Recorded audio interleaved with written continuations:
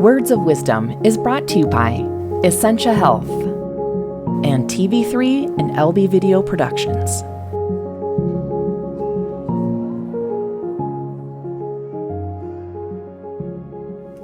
You mentioned that you're very independent, and I hear you took a trip. Yeah. Where did you go? Last year, I took a trip to Austria, and I made it fine, of course, and I knew I could make it. You know, I always think about things. When I think about it, I think it out, and I think, yeah, I can make it. And you went by yourself? Oh, yes, I went by myself, and I stayed with my niece, which has been here three times, and she was, well, go into that, but anyway, I stayed with my niece and my nephew, and my nephew has the house that I was born in, and I went there and I stayed with him, and he is only 12 years younger. That's that little 5-year-old what was with us when we fled, you know. And the first thing we sat down and talked about the war and things, and he actually remembered more than me, because, and he was only 5 years old. You know, those things, they stick with you. It's always there, you know. I think of things every once in a while and think, oh my goodness, you know, so. Since most of us don't know, what is it like to live under a dictator? What does that mean? You're always scared if you say the wrong thing, because somebody might snitch on you and say something, and you're gone. And there are many cases like that, many cases like that.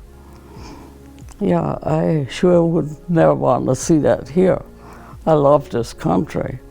I see it in such freedom. It's so different, you know. I'm a patriotic person. I used to have tears when the flag went by.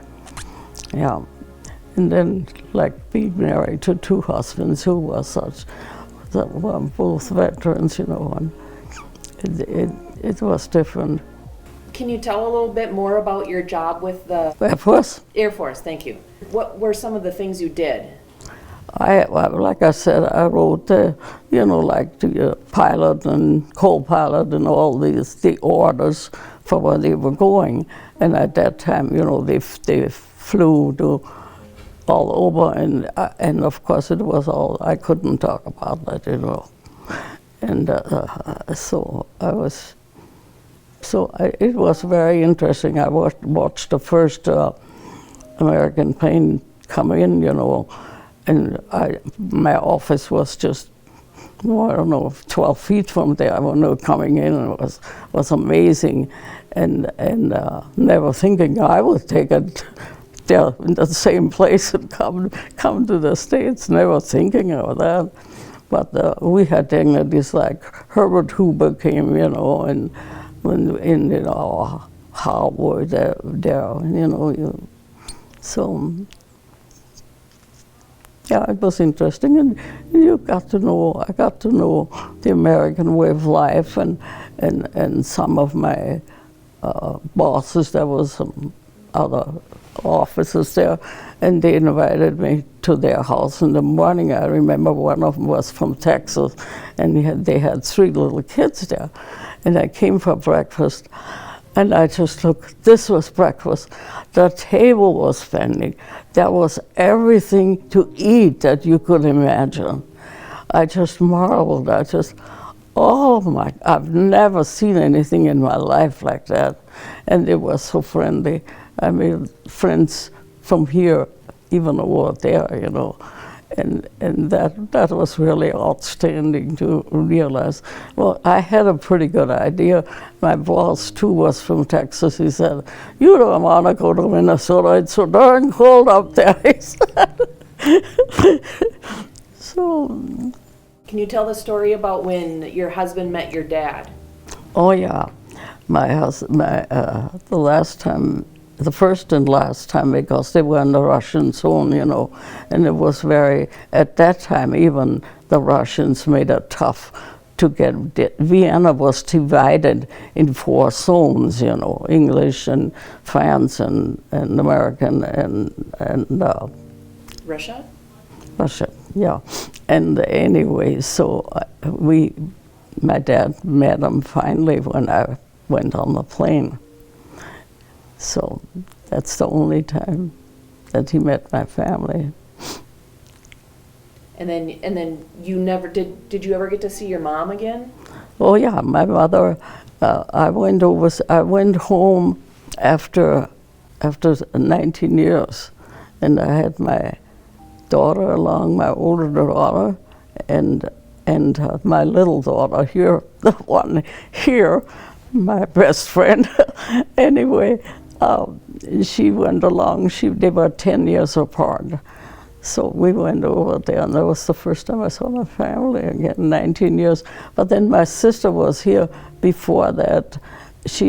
I was here for about, in 55, 8 years, and then just my sister came to see me, and then I went home after 19 years, and of course I missed my dad when I got there, but that's life. So I'm not familiar with the goings-on with Russia. So they were trying to take over land that Hitler had? Well, the Russians, they were occupying it from 47 till 55. And of course they controlled everything, you know. There was less food, and life was hard for the people there. I know we were poor. I mean, my husband made just little money, you know, first married, but I sent boxes home with coffee and coats and things like that for some of the relatives and for my family, and they were very, very thankful to get it. So, yeah, it was a really hard time at that time. They were all very glad when they went out of there in 55. But the Russian, you know, the Austrians and German, everybody said the Americans should go right on and get the Russians too. Well, the reason that our district there was in the Russian zone, because there was a pact between the Americans and Russians where they would stop, you know, and about 60 miles from there it was the American zone, but ours stayed on the Russians, and the Russians even made it to go into Vienna to the Russian zone. It was all Russian besides the airport, and they had, when they wanted to go to the American zone in Vienna, they had to drive over a mountain to get in there. It was about 10, 12 miles, you know. And the Russians would make it hard for the Americans. They stop and delay them and this and that excuse, you know. And it was hard to get, even for them, to go to town. Oh, I also watched one big crash, and that was Mark Clark, General Mark Clark and his daughter, and they crashed a small plane, but nothing happened to them. They came. Well, that night, I and my friend, my associate in the office, we had to make a report. We worked on it all night, you know, to make the report, but they were okay. There was Mark Clark. He was an Austrian at the time. So, you know, I look back now and I think, my gosh, that was interesting. It was all these big people that I saw. It didn't dawn on me, you know, until that it was quite a job for a young girl. Yeah. And then I gave it all up. I change easily. I mean, I came here, and then when I was going to New Mexico with my second husband. I didn't marry him for 5 years. I made sure that that's what I wanted, even as good as he was to me. And then, of course, he had PTSD too, and we both understood. And I think the kids, and so I was a little worried too, because you just don't know, you know. But it all worked out. I had hard times, sickness with my husband, driving to Fargo when he had a heart trouble. He had his first heart attack when he was 42, and I had the children, you know. And I always, he was a really funny guy, and I always said, what in the world am I going to do if something happened to you? He said, take off your black dress and go to work. He had a good sense of humor. But anyway, it worked out. And when we retired in '82, we sold our business. He lived 17 years, and we traveled, of course. We didn't have Social Security. He was only 55 years old, you know. But we had enough money, and we saw the United States. All I wanted to do, I think we went to everywhere, I think, in the country. There's just 2 states I haven't been to. That's North Carolina and South North Carolina. The rest of them through with him, and also with the family through the years. We had relatives in New York and in Asbury Park in New Jersey, and so we visited some of those, and it was good. It was wonderful. Is there any kind of a funny story that you can think of, whether it be when you were growing up, or during your time in the Air Force, or when you first moved? Any kind of a funny stories? Yeah, not when I moved, but when the reason I thought my husband was such a hero. When we were in the service, there was a storm one time in Austria, you know, and we had to stay in the barracks, us girls, you know, and word got out that we were there and had nothing to eat. So anyway, here comes Lyle and brought us food, and I thought, what a hero. It was about 32 degrees, and we had snow, maybe a little under, maybe 30, you know. It was just warm. Compared to Minnesota, he was not a hero, you know. When I came here and found out how cold it was, I said, oh my gosh. So. He didn't warn you? No, he didn't warn you. Only my boss said, don't go to Minnesota. But I got used to it. It was awful cold, but I got used to it. Do you remember any stories that your dad told about World War I? Oh, yeah, he told terrible stories. They were fighting in Yugoslavia, you know, and he was I suppose, in the Czechish, Austrian, you know. They were all under the rule of Czechoslovakia, you know. But we were Germans, Austrians, and anyway, he served there, and he said they were told to kill the people there in one town, everybody, and they came into a house. He said him and his colleagues, and they were both soldiers, and they told him kill everybody. And one of his friends, there was a little girl sitting in a high chair, and he cut his head off. And he said he went instantly insane. So my dad said that was the worst he ever saw. So he knew why we had to flee from Austria. Yeah, I look back and just, how come I'm special that I made it?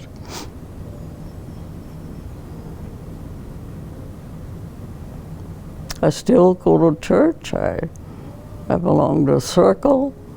I'm still active. I do what I can, and I keep on doing it, and I ask my children for help when I need it. They are always there, and that's the main thing. And if I go to Margot, I say, good Lord, I did what I could. I didn't talk much about it, you know. It just, I don't know, it was just normal, you know. So that you didn't talk about it.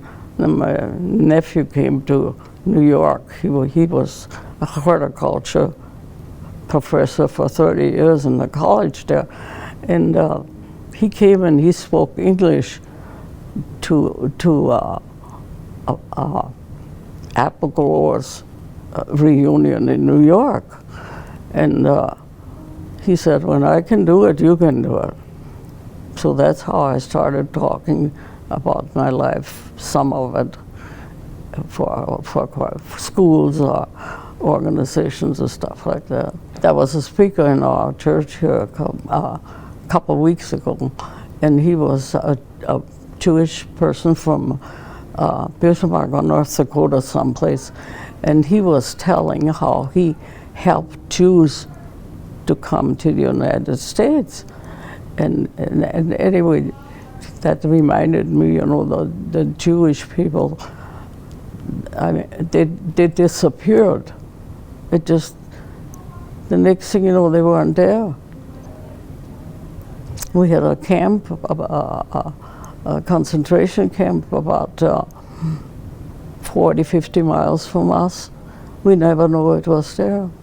The Germans kept it so quiet, and the people that worked there, every so often they would kill them all and got a new batch in so nobody would talk about it.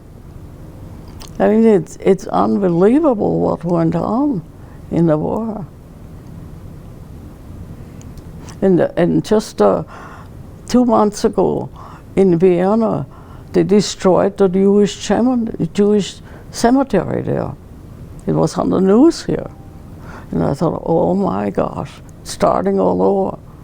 And I talked to my niece and she said, yeah, there's a lot of these people that are stirring up stuff now. So the Hitler people are still working and crazy here. They should know what it is like. And heaven forbid ever to have a president here who is going to do the same thing, you know. Did you feel accepted here? I felt the first time a month we rented just a room in a place in Detroit Lakeside. And she had been in the military, and I suppose she hated, you know, I don't know what her thinking was, but anyway, we rented there, and there was 3 rooms just upstairs in the house, and there was 2 girls there, and anyway, if there was anything done wrong, you know, like if there was something wrong with the toilet, well, Betty did it, you know. And that was a little hard. We got out of there fast. But the girls didn't say that. That was her, because the 2 girls broke down the bed every night to make it mean for her. I remember that. And one of them was from Osage, and I remember a couple of girls going to school here. They were just little devils trying to make it mean, but we got out of there. I could feel the hate, you know. She hated me as she was in the service as well. That can happen. But other than that, I was accepted. I mean, you gotta be a friend to make one, and I was. Like I said, if I could help and done something, you know, but I adjusted so well because I wanted to be an American. I wanted to lose my nationality. I wanted to be an American. I want to fit in so bad that I made friends and talked to and learned the American way. I still have a brogue, which makes me sad, but I will never get rid of it. Are you 100% German? Austrian. Austrian, yeah. Yeah, but do you know I've got I forgot that. I was born in Vienna, and I have, on my birth certificate it says Czechoslovakian. I don't know how that ever happened. Didn't it have something to do with where your parents were born? Wasn't The it what? that? Wasn't it because of where your parents were born? Yeah, yeah. Do you like German food? Austrian food, German food? I like Wiener Schnitzel. Do That's you cook it? That's oh yes, that's the famous. It's usually supposed to be breaded veal, but it's breaded pork, and you fry it in almost just a little bit of grease. It's delicious. You can cut it with your fork. Do you have any other food that you like from that? Of course, dumplings, you know, and they are made with boiled potatoes, flour, and an egg, and some water, and you boil it. They're big. When my dad owned the Lefse factory, they also produced dumplings, but it was potato klub. Oh yeah, And it was those They hard call it dumplings klub. that were like baseballs. Yeah, they klub. Yeah. Yeah. We made that too. You rice your potatoes. Oh, Yeah. he did it the easy way. It was a powder that they put in a Oh. bag and they sold it. And you just added milk and egg, I think. I don't know, but Well, I made one when I first came here, and I made them and walked off and forgot, you know, and walked over to my neighbor and right across the street here, you know, not across the hallway, and I forgot about it. And I came back and yeah, it was black when I got in there. They were scorched real good, so. I haven't made any since. Do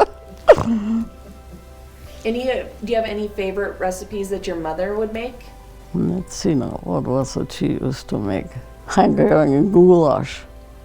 And you know, that's pork, and you put lots of onions with it, you know, and fry it. It gets to be a reddish brown gravy on there. Delicious. Any like sweets or desserts that? Desserts. Well, you know, they always say Sachertorte, which is very famous. You know, that just kings ate and stuff. Everybody likes it. I really don't. It's chocolate, you know. I'm not fond of chocolate. What's it called? Sachertorte, and you know, we got that, and the Americans can't really say that. Really good. You have to learn that, you know. It's a lot Jewish, you know. We have had a lot of Jewish in so yeah. Apple strudel. Apple strudel. Mm-hmm. Apple. Apple strudel. Oh, apple strudel, yeah. It's really thin. Pull out the dough, just see through, you know, practically. And then you put your apples on and some breadcrumbs and sugar and roll it, you know. Yeah, it was my sister's specialty. I never could do it. I still don't. You know, what's something that you're most proud of? I'm still here, of course. I think so. God took care of me. So I'm happy. That's another thing. I think part of my life to get this old, you gotta be happy and take what you make it. I lived here for 53 years, you know, in Detroit Lakes, and then he died in 2000. We had a cottage at the lake, and I took care of that and the house. I did make volunteer work, so I would work real hard and just so I would fall in bed at night and forget what happened. This went on for about 4 years. And then one of my friends said, "You're trying to kill yourself," she said. She said, what's the matter? I was painting the house. She said, are you trying to kill? And I said, no. Well, then I had two friends. She said, you're going on a gambling trip. Okay. We went to Laughlin, and my gosh, we were there for 3 days, and I was gambling there. Next to me was a really nice guy, and we started talking, and I thought, oh my gosh, and he wanted to have my address. Oh no, not for that. And I went over to my friend and I said, this guy wants my address. And she said, oh, I'll check him out. I'd never forget that. She was 10 years old. I'd check him out. And she went over there. He's harmless, give him your address.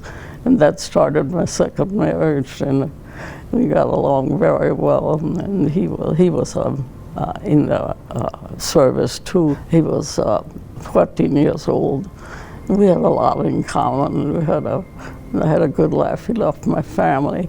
He died in October. So I have had a good life. You've seen a lot of changes through time, but are there any major changes that stand out to you? Major changes.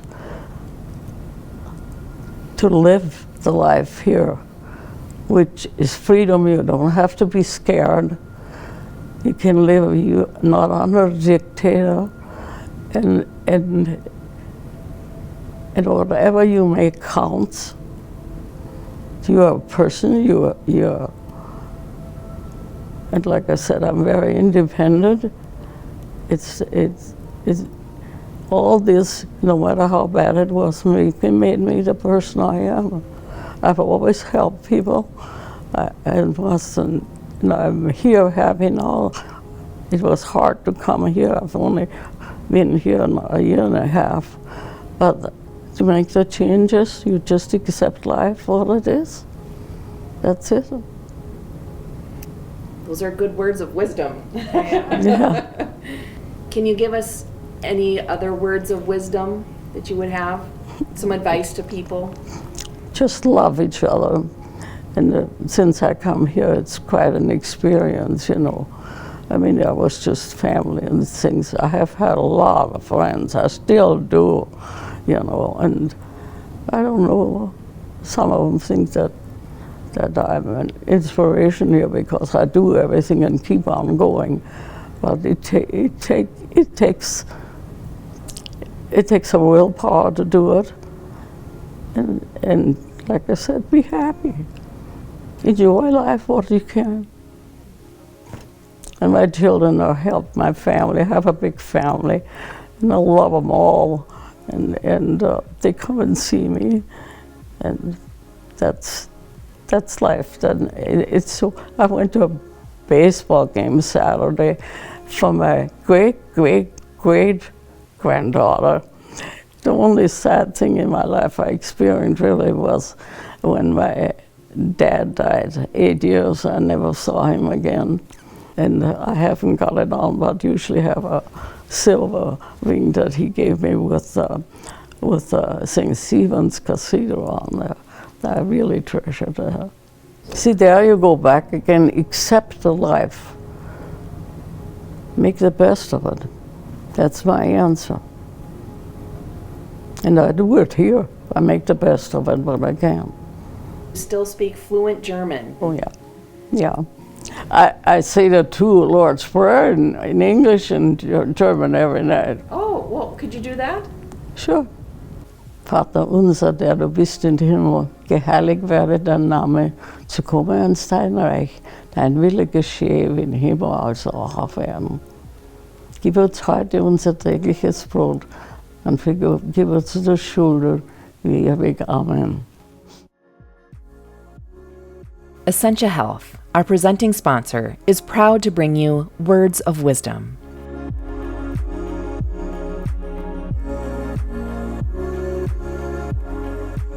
And TV3 and LB Video Productions.